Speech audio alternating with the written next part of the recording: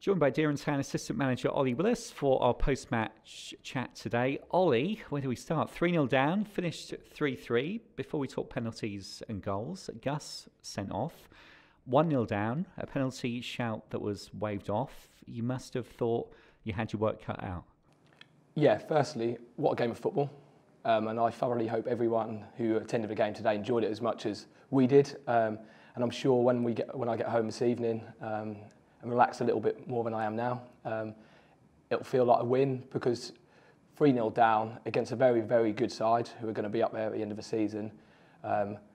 Not many teams will come back and get anything from the game. And the way that we reacted, the way that we drove each other on, the way that we had each other's back was fantastic. And to come back and pick up a point, like I said, against a very good team, is a great result, and we're happy with it. A game with 3 penalties, 2 were given. The third was a penalty shout that was waved away, arguably changed the game.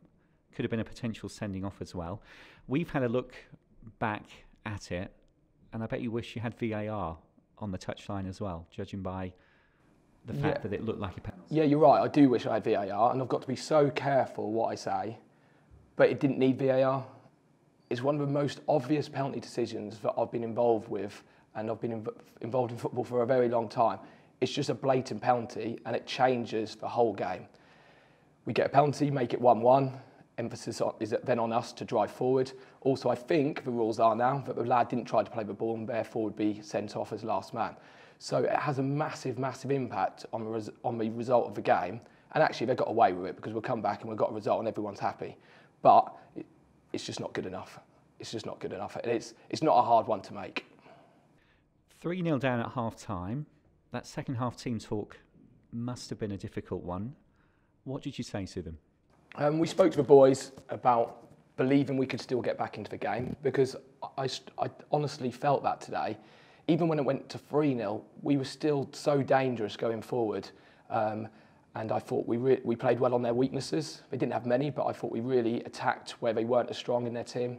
And as soon as we got the 1 goal back, great finish from Hinton, I felt it, and the crowd also made a big impact, and really got behind the boys, and it gave us that extra emphasis to drive on and get the result. And as soon as it went 3-2, then I felt like there's only one team who was going to go on and win the game. And actually, 3-3, and then 10 minutes, we had numerous chances to make it 4-3, which would have got the win, but I think we deserved. You mentioned the crowd, 231 people, 3-2, Hippo with a 25-yarder, 3-3. The crowd went nuts. As you said, there was only ever going to be one winner. You must have fancied your chances. Definitely, and people can't underestimate the impact that the crowd here can have, and we need them behind us. We're sitting second in the table, I believe, and I appreciate teams have got games in hand, but we're sitting second in the table, and once it went to 3-1, we felt it. It was a real lift in the stadium, and the boys can feel it, and it gave us that extra little bit of belief that we needed to go and get the result. And Hippo, we need that from Hippo every single game, because he's standout. He's a fantastic footballer. First half, didn't get involved. Second half, he was the best player on the pitch by an absolute mile and deserved his 2 goals.